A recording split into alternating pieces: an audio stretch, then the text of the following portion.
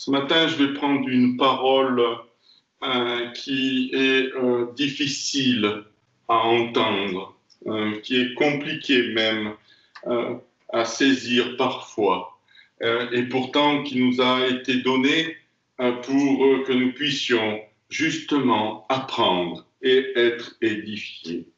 La parole de Dieu est une arme à double tranchant. Elle sépare ce qui est chair et ce qui est donc esprit.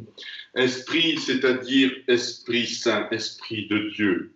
Et elle est parfois tellement tranchante, tellement coupante que c'est difficile à accepter. Et il y a naturellement, tout cela nous a été laissé pour que nous puissions être non pas façonnés comme au travers du langage qui a détruit, qui a annihilé, qui a voulu mettre à mort ce que Dieu avait créé. Cette parole qui naturellement s'est manifestée au Jardin d'Éden, est-ce que Dieu a réellement dit? Et si tu manges de ce fruit, tu seras dans la connaissance. Et parfois, nous écoutons cette parole. Et puis, Dieu nous permet, au travers de ses écrits, de recevoir une instruction pour que justement, ça soit sa parole qui vienne sur nous et en nous produire un fruit, je dis, nouveau. Et nous allons prendre une expérience, une vie d'un roi, parce que, et j'aime parler des rois. J'aime parler de ces règnes, parce que quand Dieu a souhaité que nous soyons, il a souhaité que nous régnions, que nous dominions, que nous vivions et que nous ne soyons pas sous des influences, mais que nous soyons justement de ceux qui prennent de la hauteur et qui sont en mesure de cerner, de discerner, de prendre des positions, démontrer une autorité, une sagesse pour que justement il soit glorifié. La dualité que nous avons, c'est que Dieu a fait de nous des nouvelles créatures, des personnes, des êtres qui s'emparent et qui se saisissent et qui prennent une dimension nouvelle. Et alors que nous restions bien souvent sur le raisonnement et l'entendement de ce qui nous environne et de notre passé et même naturellement pour notre futur. Je vais prendre donc et je lirai au fur et à mesure les textes. Je ne vais pas lire le texte en entier parce qu'il serait beaucoup trop long et je vais l'entrecouper justement avec des lectures et donner naturellement la pensée. Dans 1 Samuel, chapitre 10, verset 1, on va voir, donc, je le lis, et Samuel, donc prophète, prit une fiole d'huile et la versa sur la tête de Saül et le baisa. Et dit, l'Éternel ne t'a-t-il pas oint pour prince sur son héritage? Et donc là, on voit que Samuel, prophète, qui a été éduqué et mis à part déjà, et éduqué au travers d'un souverain sacrificateur, Élie, et là, il est établi en tant que prophète. L'onction prophétique est vraiment une onction indispensable tant dans l'ancienne alliance que dans la nouvelle. Et cet homme, donc, oint, marqué de Dieu, va être envoyé, puisque le peuple de Dieu réclamait un roi, et il va être envoyé pour justement oindre Saül, pour justement être prince. Mais prince, comprenez bien, il y a un petit mot que l'on oublie parfois, c'est un prince sur son héritage. C'est-à-dire que Dieu l'a mis roi, l'établit roi, mais sur un héritage qui appartient à Dieu. Et c'est fondamental de comprendre cela. Quand nous sommes appelés de Dieu, nous ne sommes pas appelés pour développer une personnalité, un être pour nous-mêmes. mais nous sommes appelés pour et marqués pour justement être au service du Très-Haut et de son héritage. Et c'est de son peuple essentiellement ou de ceux qu'il a créés. Quand Adam et Ève ont été mis en place dans le jardin, ils ont bénéficié de la création que Dieu a faite. Et ils ont été mis en place pour justement régner, pour dominer sur ce que Dieu leur a donné et fait bénéficier. Et parfois, je crois que nous trompons, nous vaquons plutôt à nos projections personnelles, et alors que nous devons nous considérer que ce qui est mis devant nous ne nous appartient pas, mais que cela appartient à Dieu et à Dieu seul. Et que donc nos projections, nos illusions, ça ne doit pas justement dominer, c'est pas ce qui doit nous permettre de gérer, d'être témoins, d'être marqués, mais c'est que justement nous sommes de ceux qui doivent s'occuper, entretenir, faire croître, mais justement ce qui appartient à Dieu. Et il ne faut pas se tromper dans la mission à laquelle nous sommes appelés. Et on va voir donc le comportement d'un roi, d'un prophète et du deuxième roi qu'il va y avoir. J'espère que je ne vais pas prendre trop de temps, je vais aller assez vite, mais il y a tellement de choses à dire.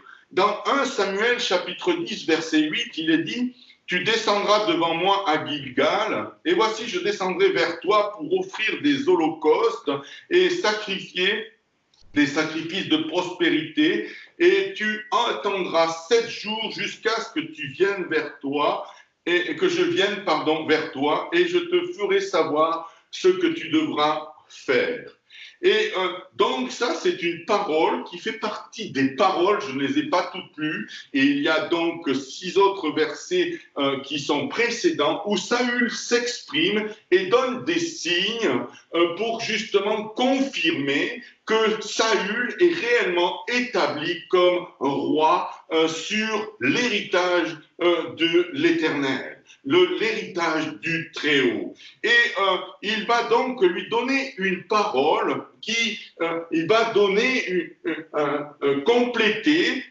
tu descendras vers moi à Gilgal, et tu descendras et je descendrai vers toi. Et il doit y avoir donc une relation qui doit se faire, parce qu'il y en a un qui est établi sur l'héritage, et il y en a un autre qui est marqué et scellé pour justement donner la parole de Dieu, la direction de Dieu à ce roi, et pour naturellement aussi offrir des sacrifices d'holocauste et de prospérité. J'entends bien, il faut bien comprendre que dans les sacrifices, il y a une plénitude. Il y a le sacrifice qui est là pour justement prendre place à notre place, sur lequel nous allons déposer nos offenses, nos péchés, et puis il y a les sacrifices de prospérité, et il y a naturellement les réjouissances qui vont en découler. C'est ce que nous avons en Jésus-Christ.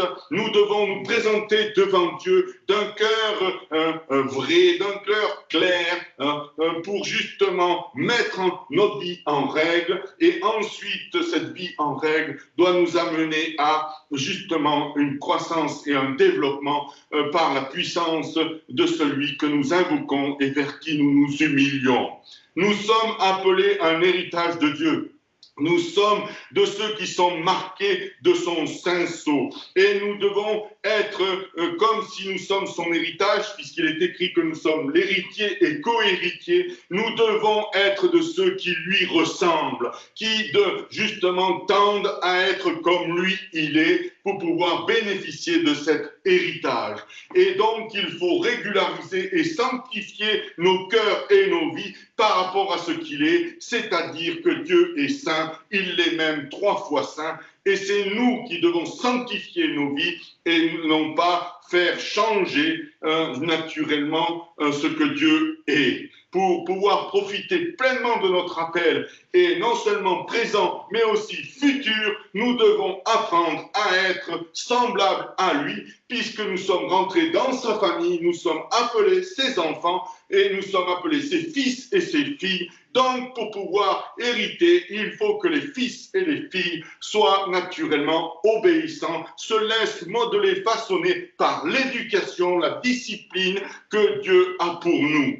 Et donc là, il va y avoir dans Samuel 10, verset 8, jusqu'à ce que je vienne vers toi. Il est demandé donc à Saül d'aller à Gilgal, et quand il sera à Gilgal, il y aura aussi le prophète Samuel qui va venir à Gilgal. Et les ordres qui sont mis en place, le roi et celui qui doit offrir les sacrifices vont se regrouper. Et il doit y avoir une chose, c'est que les tâches des uns et des autres ne doivent pas empiéter, mais doivent être respectées. La diversité, donc, si je peux me permettre, doit être respectée. Il y en a un qui est appelé à régner, et il y en a un qui est appelé à donner la parole et à être de ceux qui offrent les sacrifices. C'est bien distingué. Il est dit, tu attendras 7 jours jusqu'à ce que je vienne vers toi, et je te ferai savoir ce que tu devras faire. Gardons ça dans notre esprit jusqu'à ce que je vienne vers toi. Dans Samuel, chapitre 10, verset 9, pour confirmer, il faut savoir qu'il va y avoir des signes annonciateurs qui vont dire que je n'ai pas énuméré dans les chapitres 2 et jusqu'au 7, je n'ai pas énuméré tous ces signes qui devaient s'accomplir. Et le ministère prophétique, parfois, quand il prononce des paroles, il y a des signes qui accompagnent. Et il y a des circonstances qui vont valider que la parole qui est prononcée va être réelle, va être de Dieu. Et c'est parfois indispensable parce que nous sommes tellement changeants et il nous faut naturellement des confirmations.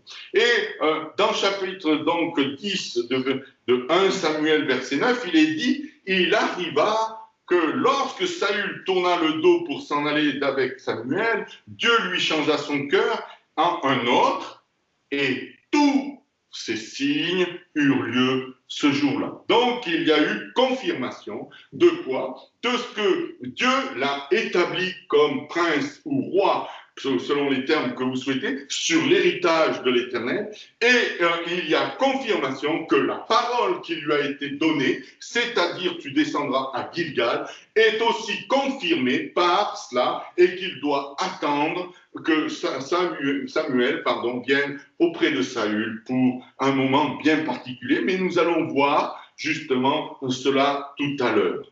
Et il y a entre-temps une histoire qui va se passer, qui va être importante dans la vie de Saül. C'est dans le chapitre 13, et là je vais lire un peu plus de versets de 1 Samuel 13, de 1 à 14.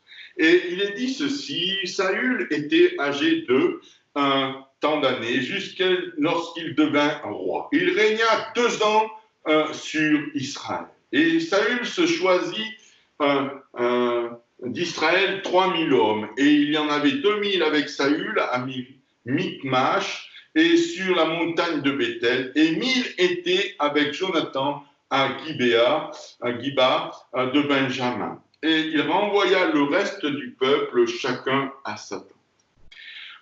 Jonathan, c'est une histoire que naturellement vous retrouvez, qui est retracée dans les Écritures. Jonathan frappa le poste des Philistins qui étaient à Giba, et les Philistins l'apprirent. Et Saül sonna de la trompette pour tout le pays, disant que les Hébreux l'entendent. Et tout Israël ouït dire, Saül a frappé le poste des Philistins, et aussi Israël est détesté par les Philistins, et le peuple se rassembla auprès de Saül à Gilgal.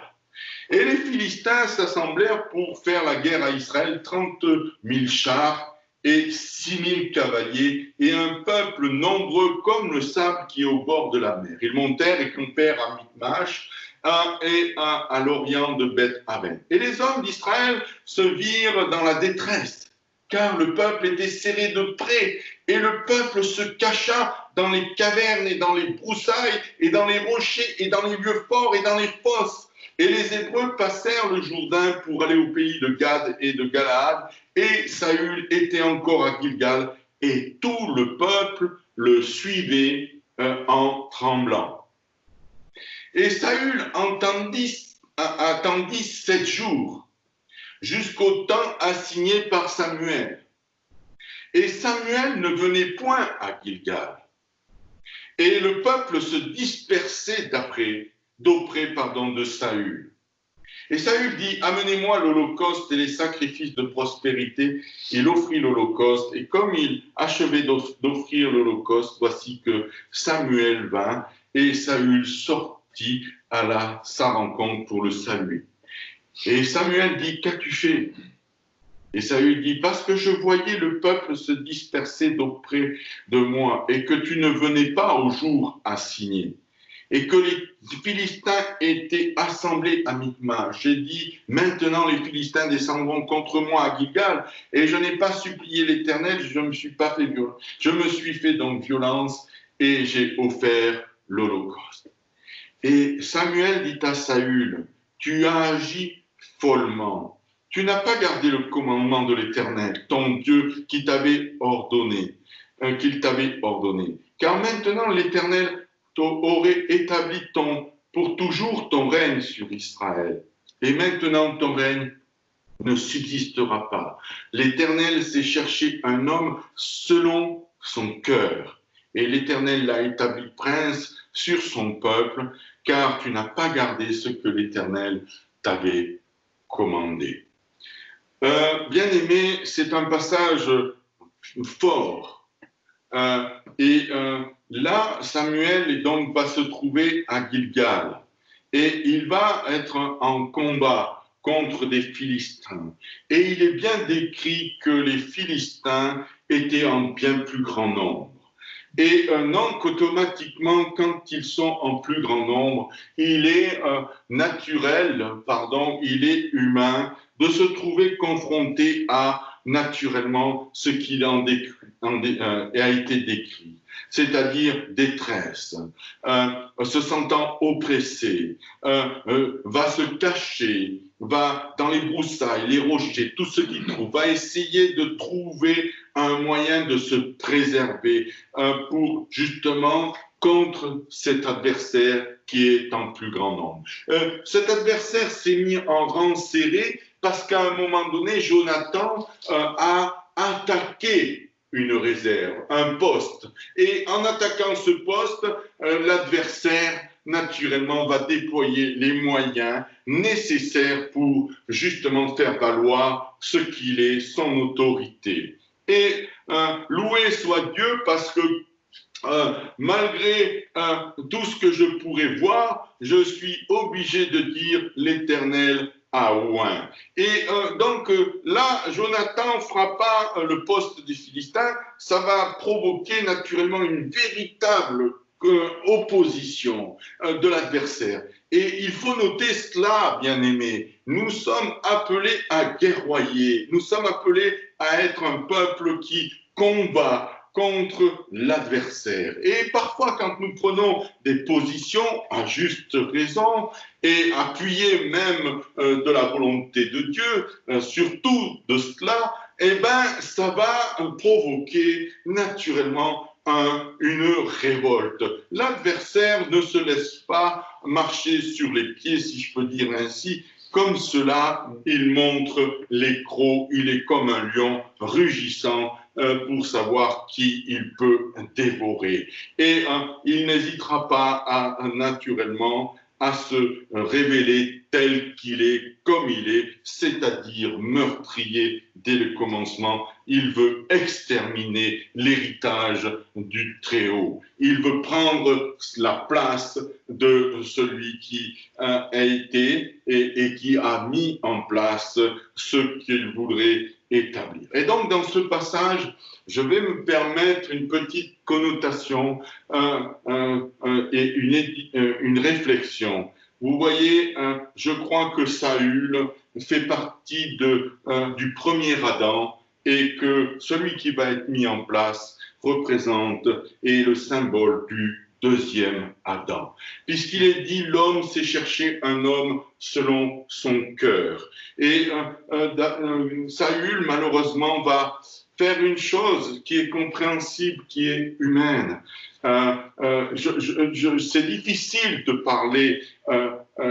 Pour moi, c'est compliqué et je ne remets pas en cause, loin de là, ce que Dieu dit et ce que Dieu fait. Mais c'est vrai que, humainement parlant, se trouvant responsable d'un peuple nombreux et de le voir craintif, apeuré, se sentant oppressé, c'est normal que cela pousse à émotion. C'est normal que cela chamboule, je dirais, notre manière de voir les choses. Mais Saül, donc, va se laisser, il voit son peuple tout tremblant. Il y a peut-être aussi, allez, admettons, vous savez, admettons que Samuel soit en retard, ou peut-être est-ce que, justement, ce sont les émotions, ce sont le regard de Saül qui précipite et qui met, je dirais,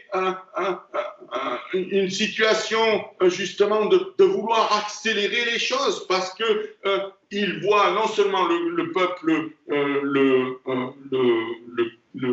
en crainte et en difficulté, mais aussi il voit le peuple qui s'éloigne de lui.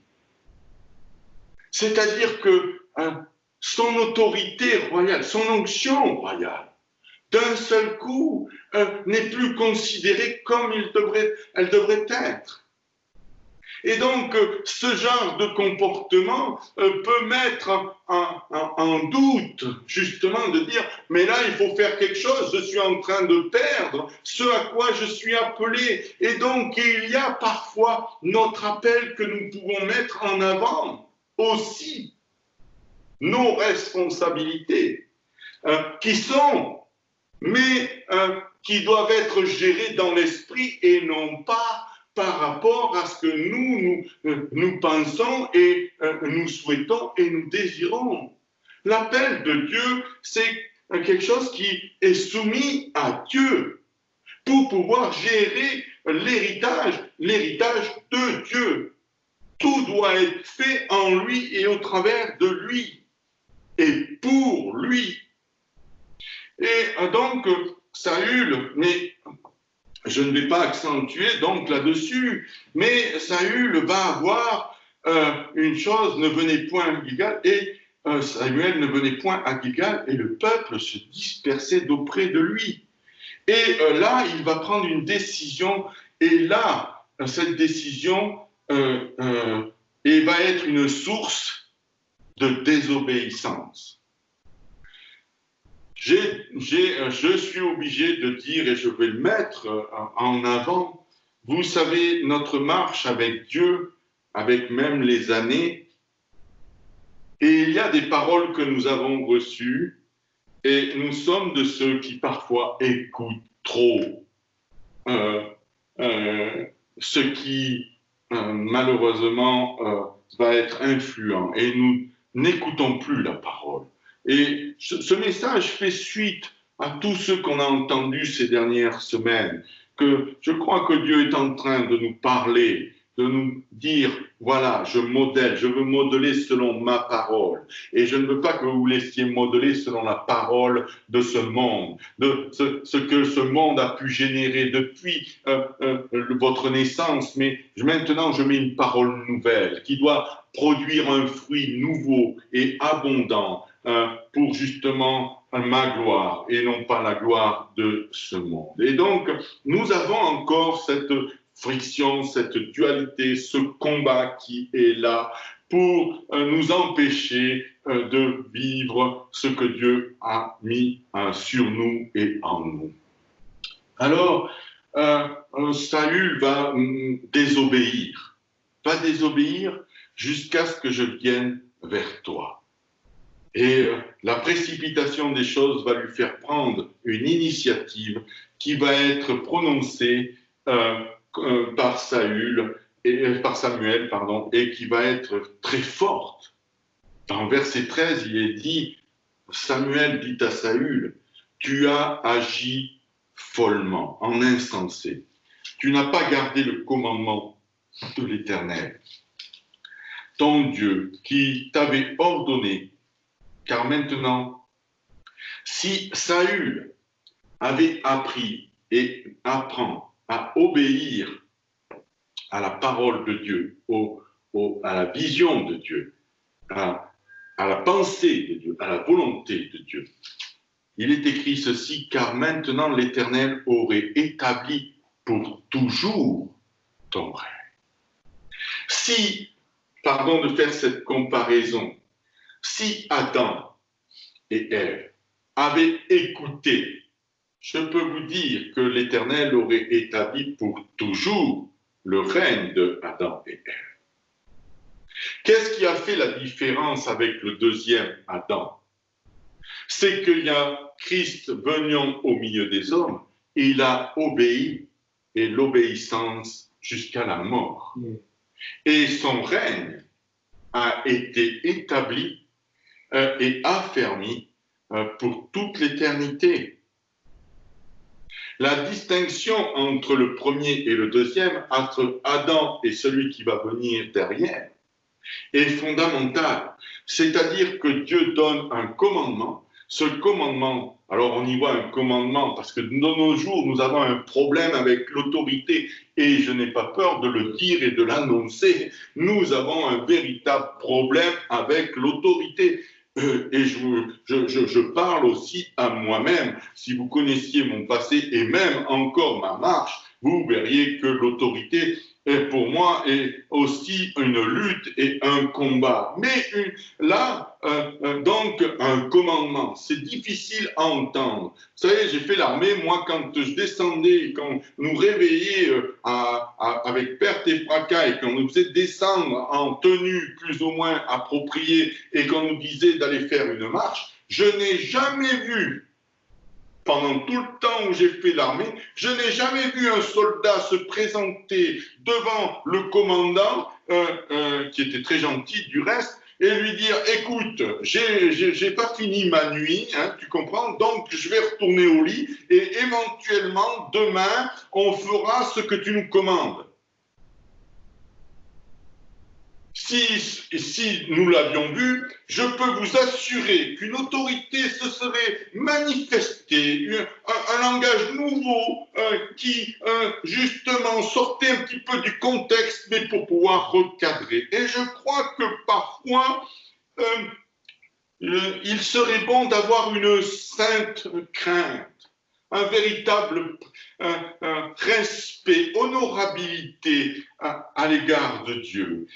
Je crois que nous avons des gestuels, nous avons des comportements, même pour venir à l'église et aux réunions. Je me permets cela, je vais peut-être me mettre du monde à dos, mais je vais vous dire, bien souvent on regarde avec stupéfaction des frères et des sœurs qui se couvrent la tête en respect.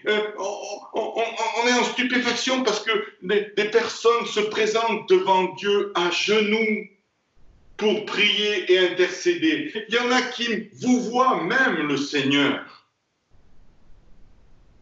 Il y en a qui le font par tradition, par, je dirais, idéologie et par système. Mais il y en a qui le font par véritable respect. C'est une démonstration de crainte. Tu as agi donc follement, tu n'as pas gardé le commandement de l'Éternel. L'Éternel t'aurait établi pour toujours ton règne. Mais parce que tu n'as pas fait ça, maintenant, ton règne ne subsistera pas. Et le règne d'Adam ne pas subsister. Comme celui qui s'est rebellé, l'adversaire de nos âmes, son règne ne subsiste pas et n'a pas subsisté. Dieu est juste, Dieu est vrai, Dieu est pur. Et par contre, nous avons cette certitude, c'est que le règne de Christ est établi pour toute l'éternité. Et donc, il va y avoir un changement. un changement qui va s'opérer. Est-ce que ça va se faire de suite? Non, il va y avoir le temps pour que justement, il y ait peut-être des remises en cause et peut-être qu'il y ait aussi je dirais que les circonstances se fassent et pour pouvoir permettre à Saül de méditer et d'être en réflexion. Dans Samuel 15, versets 1 à 3, il est dit ceci. Et Samuel dit à Saül, l'Éternel m'a envoyé pour te oindre comme roi sur son peuple, sur Israël. Et maintenant, écoute la voix des paroles de l'Éternel. Ainsi dit l'Éternel des armées, le Très-Haut, Tout-Puissant, celui qui était. Je considère que Amalek a fait à Israël, et comme il se plaça contre lui sur le chemin quand il montait d'Égypte. Ah, Dieu est en train de régler une situation qui s'est passée des années bien avant le règne de Saül. Dieu est en train de régler le comportement d'un peuple, ce peuple qui a eu ce comportement contre, naturellement, et du temps de Moïse, quand il montait d'Égypte, il sortait d'Égypte. Et là, Dieu dit maintenant, le jugement va tomber. Comment se fait-il que Dieu attende, je dirais, des siècles pour que le problème soit réglé? Je vous laisse méditer, moi je laisse la responsabilité à Dieu et je m'en réjouis. Et maintenant frappe Amalek. Sûrement qu'Amalek devait provoquer une pression sur le peuple d'Israël. Et donc il va y avoir un jugement. Vous détruirez entièrement tout ce qui est à lui. Et tu n'épargneras pas.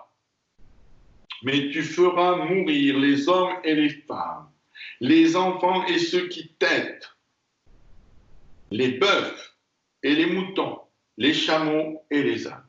Donc la parole de Dieu, qui manifeste au travers de son peuple appelé à régner, autorité donc, de combattre une adversité qui, des années avant, s'était opposée au peuple de Dieu, maintenant est marqué d'un sceau scellé pour aller le combattre et le vaincre.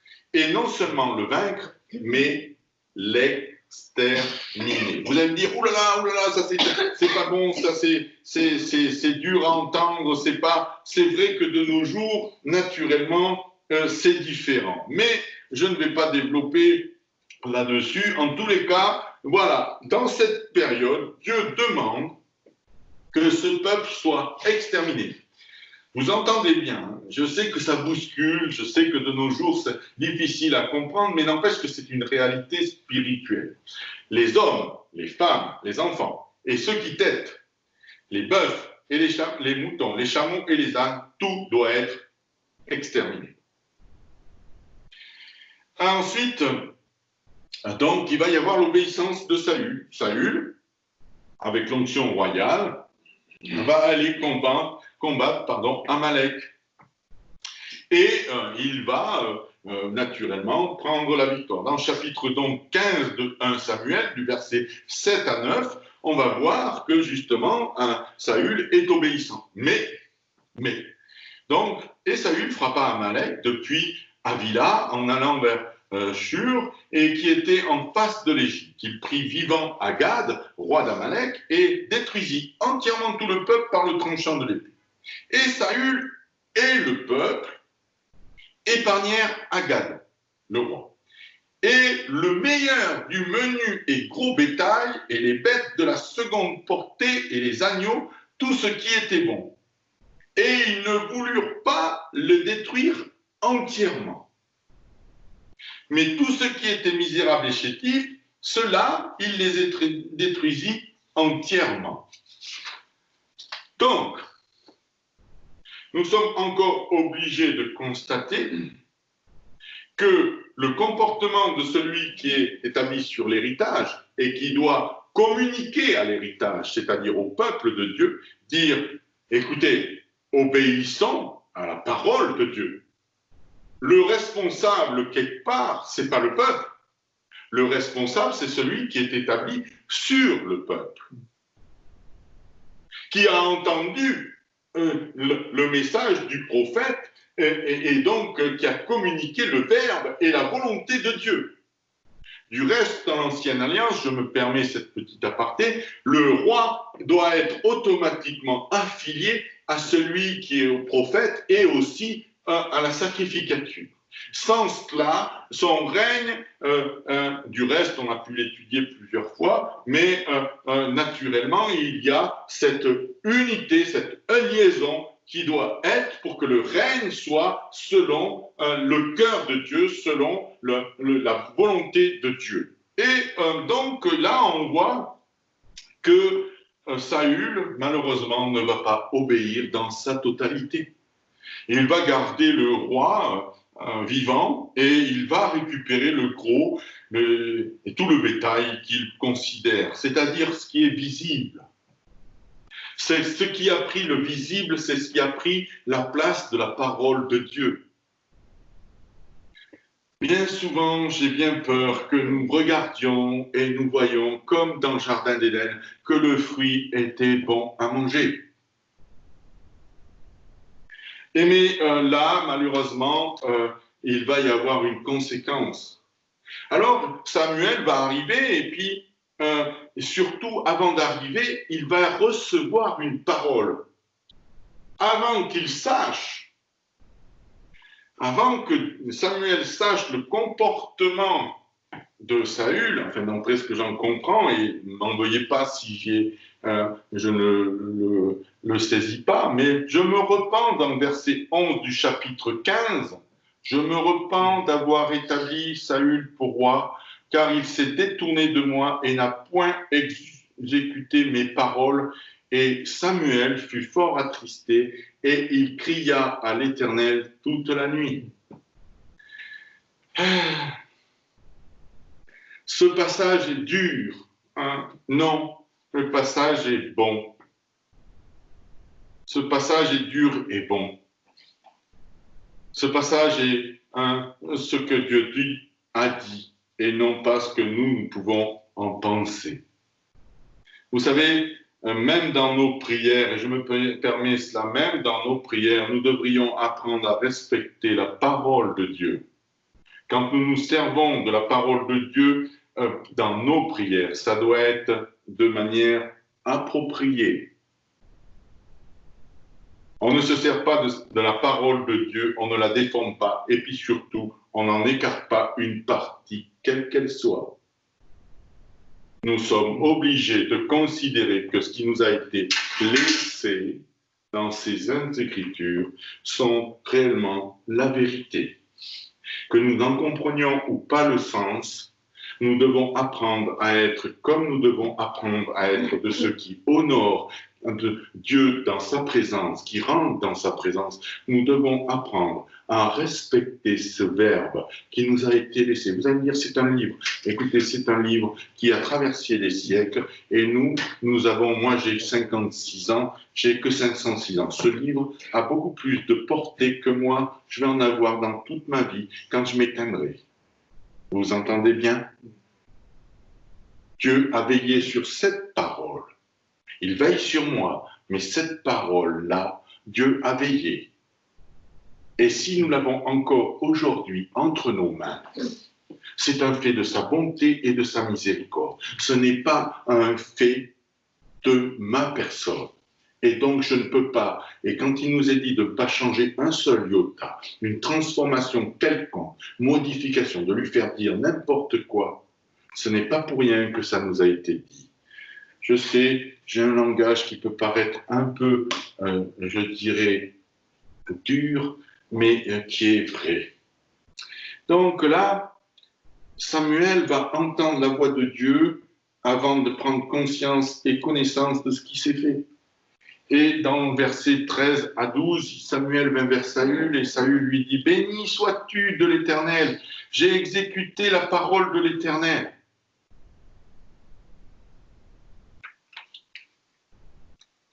Parfois, ce que nous comment dirais-je, pour trouver le sens vrai. Ce que nous voyons, ce que nous constatons des uns, les comportements des uns et des autres, ou ce que nous voyons comme, et que nous nous accaparons, nous empêche de voir que notre obéissance à l'égard de Dieu n'est que partielle. Et je vais y revenir. Vous allez voir ce que Saül va faire. J'ai exécuté la parole de l'Éternel. Samuel, en tant qu'homme de Dieu, en tant que serviteur de Dieu, va lui percuter. Quel est donc ce bêlement de brebis à mes oreilles et ce bêlement de bœuf que j'entends? Et là, écoutez bien la rhétorique, la réponse de Saül. Ils les ont amenés des Amalékites, car le peuple a épargné le meilleur du menu et du gros bétail pour sacrifier à l'Éternel ton Dieu. Et le reste, nous l'avons détruit entièrement. On voit là que le langage de Saül, c'est une argumentation. Quand une argumentation contre la parole de Dieu, c'est un raisonnement, c'est une démonstration, c'est une forteresse pour moi. J'emploie le mot fort, une forteresse intérieure, une pensée, une réflexion qui est établie sur du sentimentalisme, sur du visuel, c'est-à-dire du charnel. C'est seulement du charnel. Lui, il va contrecarrer, il va argumenter sur ce qui l'a amené à désobéir.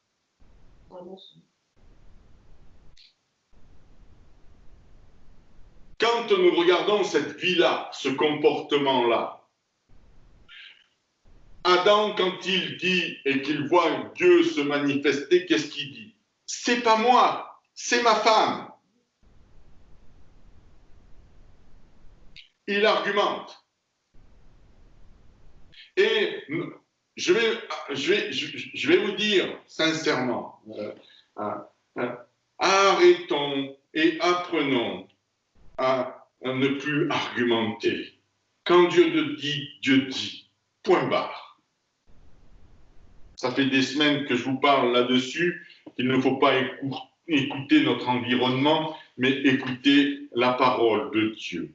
Et donc là, il va même être une connotation, mais spirituelle. Ma désobéissance, en fin de compte, c'est pour glorifier Dieu, pour offrir des sacrifices à Dieu. Et bien-aimés, combien de fois nous saisissons nos argumentations pour être justes,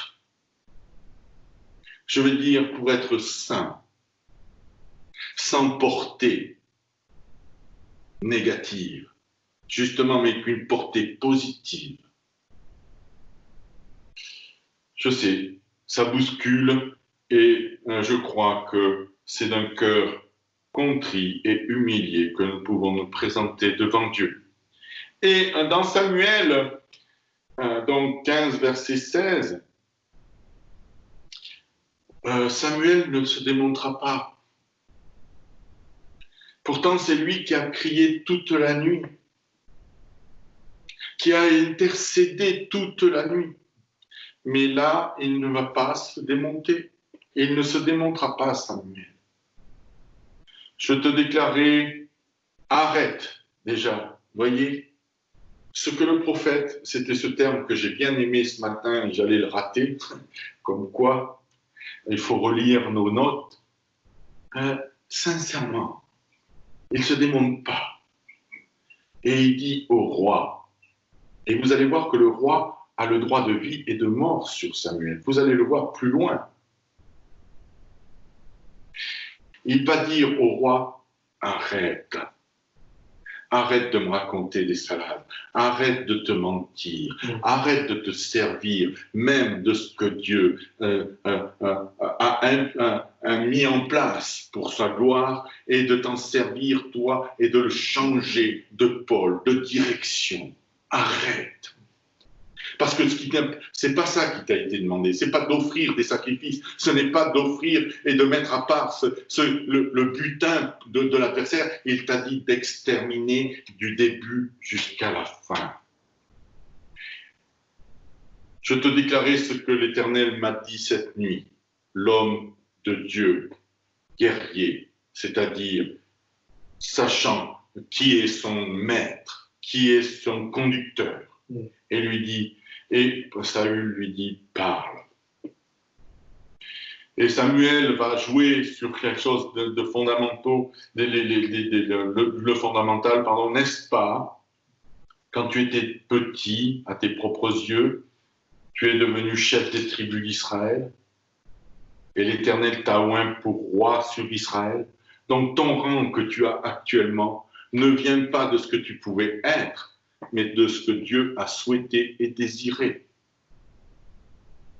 L'Éternel t'avait envoyé sur un chemin, t'avait dit, va et détruis entièrement ces pécheurs, les Amalékites, et fais-leur la guerre jusqu'à ce qu'ils en soient consumés.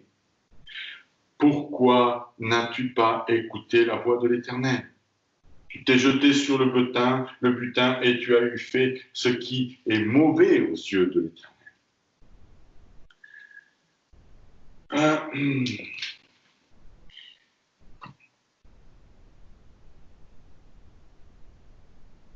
Argumentation, chapitre 15, toujours verset 20 de Saül. Écoutez bien. Et Saül dit à Samuel, verset 20, « J'ai écouté la voix de l'Éternel. Et je suis allé par le chemin par lequel l'Éternel m'a envoyé. Et j'ai amené Agag, roi d'Amalek, et j'ai entièrement détruit Amalek. Et le peuple a pris dans le butin du menu du gros bétail comme prémisse de ce qui était voué à l'exécration pour sacrifier à l'Éternel ton Dieu à Gilgal. » Quand on entend une fois la parole de Dieu, le commandement de Dieu, et que le serviteur donne un deuxième avertissement, c'est-à-dire qu'il a donné la parole n'a pas été écoutée premièrement, et qu'il y a eu une argumentation, et que le serviteur de Dieu arrête et souhaite il serait souhaitable que Saül se taise une bonne fois pour toutes et ne cesse d'argumenter en faveur, tout en mettant encore en avant du spirituel qui n'est pas approprié.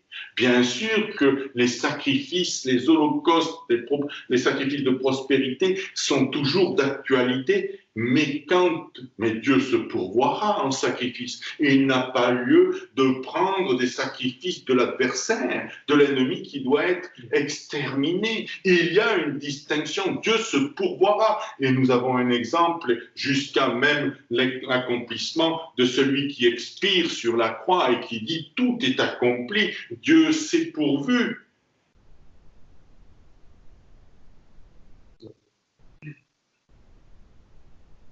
Dieu n'a pas besoin que nous y mettions de nous-mêmes pour être glorifié. Dieu veut simplement que nous l'écoutions. Et naturellement, vous connaissez tous naturellement ce qui va être lu après et qui est vrai, ce qui est notre marche qui doit justement se plier à ce qui va être lu derrière. 1 Samuel chapitre 15 versets 22 à 23 et Samuel dit « L'Éternel prend-il plaisir aux holocaustes et aux sacrifices comme à ce qu'on écoute la voix de l'Éternel. » Donc, est-ce que les sacrifices et les holocaustes par rapport à ce que Dieu dit ont une influence? Non, c'est d'abord la parole de Dieu qui prédomine. Voici, écoutez est meilleur que le sacrifice. Écouter Dieu est meilleur que le sacrifice. Et la notion que tu t'en donnes, naturellement, oui, non, mais moi j'ai fait ça pour Dieu.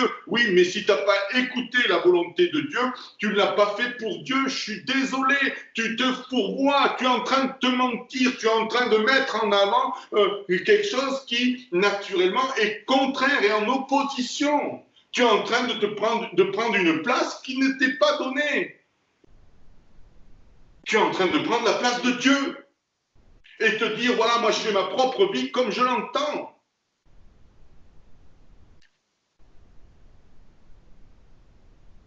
Écouter est meilleur que le sacrifice, prêter l'oreille, meilleur que la graisse des béliers. Et pourtant, le sacrifice et la graisse, c'était une odeur agréable à Dieu, mais l'obéissance que Dieu attend de nous est meilleure que cela.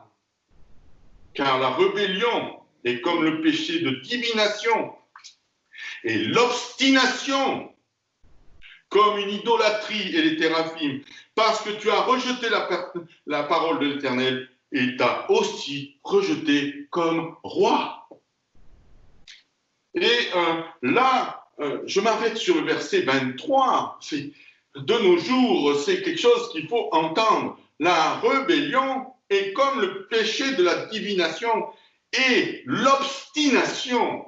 Parce que l'on commette une faute, bien-aimés, vous êtes bien conscients, et je ne vais pas revenir sur l'enseignement et la doctrine que nous avons en Christ, c'est-à-dire que quand nous marchons, nous ne devons pas être lavés de la tête aux pieds, nous devons être lavés simplement au niveau de nos pieds. Nous ne faisons pas partie de ceux qui doivent revenir en permanence sur notre histoire passée, ce qui est passé maintenant est passé. Tout devient nouveau. Mais non, il est bien normal que dans notre marche, je ne vais pas revenir sur l'enseignement, mais il va falloir naturellement sanctifier quand nous avons sanctifié notre vie selon la parole et selon l'esprit dans notre marche de tous les jours, selon les circonstances. Et nous sommes bien conscients que parfois nous faillissions. Maintenant, faillir est une chose, maintenant s'obstiner en est une autre.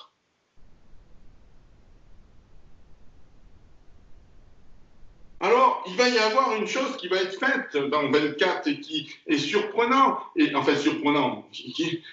Saül dit à Samuel, j'ai péché, j'ai transgressé le commandement de l'Éternel et tes paroles, car j'ai craint le peuple et j'ai écouté leur voix. On voit comme une repentance, mais en fin de compte, cette repentance ne va plus avoir d'impact, ne va pas avoir de portée. Je pourrais m'exprimer là-dessus, mais en tous les cas, je laisse en suspens, mais m'envoyez pas, parce que l'heure tourne et il faut que je finisse. Mais parce que je ne veux pas rater la pensée donc qu'il y a derrière. 1 Samuel 15, versets 26 à 28, il est dit, et Samuel dit à Saül, je ne retournerai point avec toi, car tu as rejeté la parole de l'Éternel, et l'Éternel t'a rejeté pour n'être plus roi d'Israël.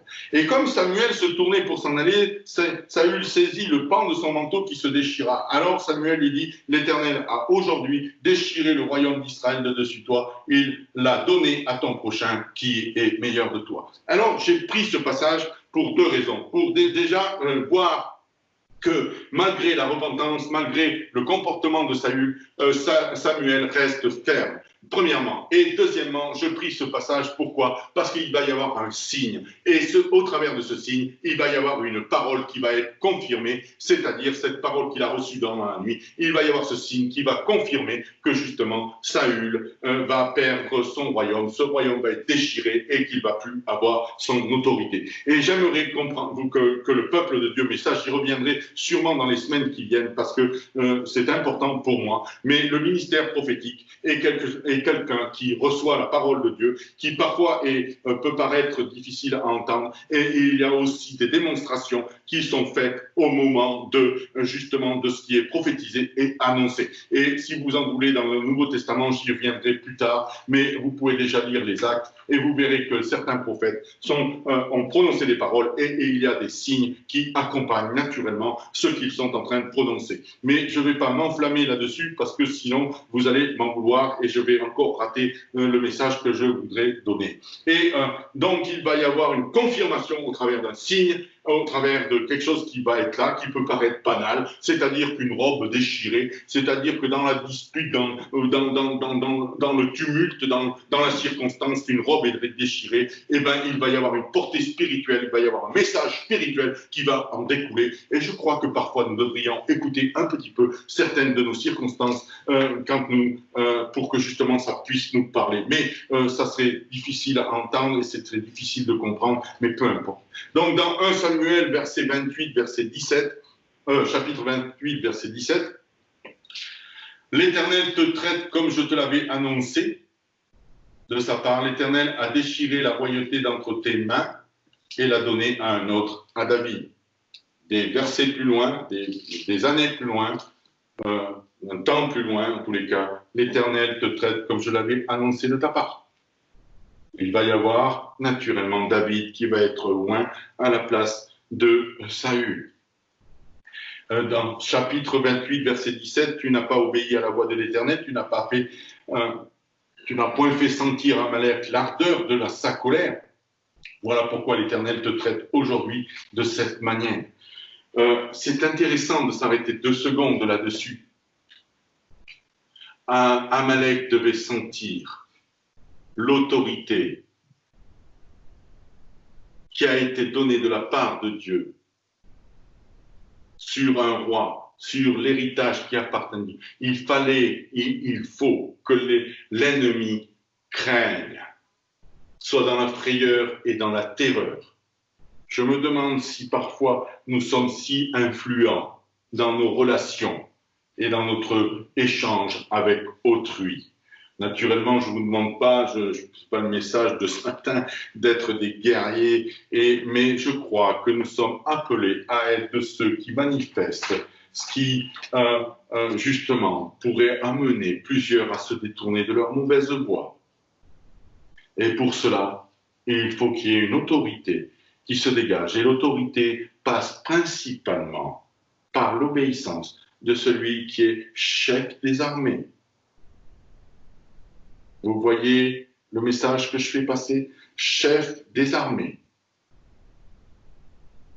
C'est-à-dire que Amalek était une armée. C'est-à-dire que Saül et son peuple et l'héritage étaient une armée. Comme les Philistins étaient une armée. Dieu est le chef des armées.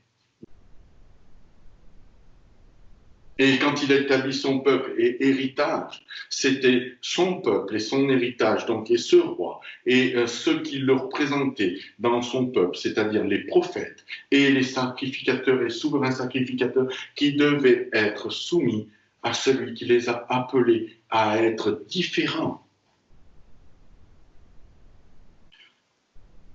Alors, il y a quelque chose qui pourrait nous laisser sous-entendre que Samuel est-il mieux que Saül? Il est vrai que son comportement démontre une certaine obéissance. Moi, je vais vous parler d'un petit peu du comportement de Saül et puis de celui qui va être loin, mais très succinctement. Parce que avant de jeter la pierre à Saül, nous devrions plutôt capter le message. Quel est notre Saül en nous? Quel est le Samuel et quel est le David? Et là, une chose, donc, Samuel, verset 35 du chapitre 15, donc je reviens, parce que je vous ai donné 2 textes qui ont confirmé que le pourquoi et la chute et le règne qui a été donné à David. Mais là, on revient donc au texte sur lequel je voulais me pencher, 1 Samuel 15, 35. Il est dit ceci. Samuel n'alla plus voir Saül, donc coupure, séparation, jusqu'au jour de sa mort. Car Samuel pleurait sur Saül parce que l'Éternel se repentait d'avoir établi Saül roi d'Israël. Samuel était attaché à Saül. C'est parfois très compliqué. Lui aussi, il a vécu une dualité. Lui aussi a vécu une confrontation intérieure.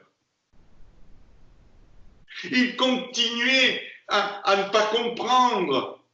Il continuait à présenter Saül devant Dieu.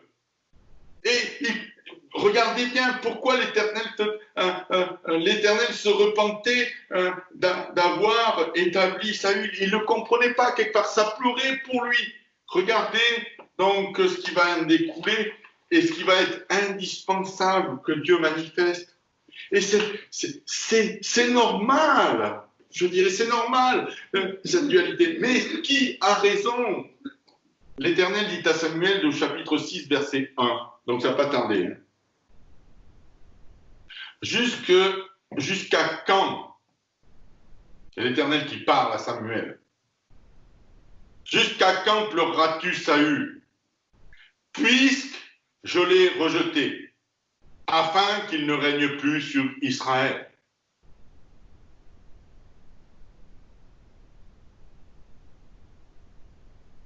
Malgré l'intervention, malgré le comportement de Samuel, Dieu ne change pas. Il a pris une décision et cette décision est arrêtée. Et il va lui dire de remplir sa corne d'huile et va, je t'enverrai vers Isaïe, Bethléemite, car je me suis pourvu d'un de ses fils pour roi. Dieu a souhaité que la désobéissance, l'obstination soit ôtée, enlevée de celui qui doit être impactant, régnant sur son peuple, sur son héritage. Il a souhaité enlever la rébellion et l'obstination. Il a souhaité enlever celui qui regarde l'intérêt du peuple ou qui regarde le gain, le butin, et d'y voir même mettre une connotation selon son désir, ses projections. Dieu a ôté cela du milieu de son peuple. Dieu a souhaité et veut justement un roi, quelqu'un qui règne avec obéissance et soumission à ce qu'il a dit, et non pas ce que Saül en a compris et veut en faire. Dieu veut des hommes intègres. Quand il va établir David, est-ce que David a été obéissant? David a été meurtrier. David a fait un recensement qui a amené une plaie en Israël. Et il y a bien d'autres choses qui ont été faites par David. Et pourtant, j'établis un roi selon mon cœur. Et quand David se repent, il était de ceux qui n'ont pas objecté.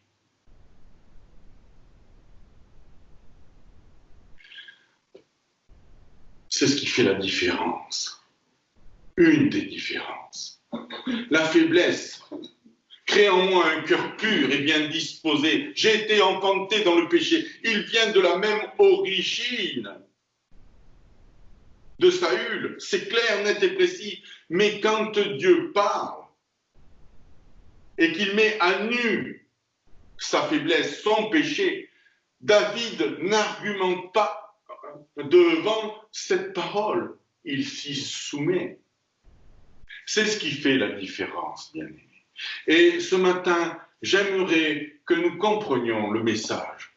Faisons taire nos argumentations et faisons taire en plus nos obstinations devant la parole que Dieu nous a donnée. Et quand nous sommes appelés de Dieu, soyons de ceux qui se sentent honorés et apprenons à notre être tout entier, esprit, âme et corps, à être soumis à celui qui est notre Créateur et qui a bien voulu nous choisir comme un trésor, comme un joyau, comme quelque chose qui peut le représenter. Apprenons à le représenter, non pas selon nos pensées, selon ce que nous pouvons nous considérer, mais comme ses pensées.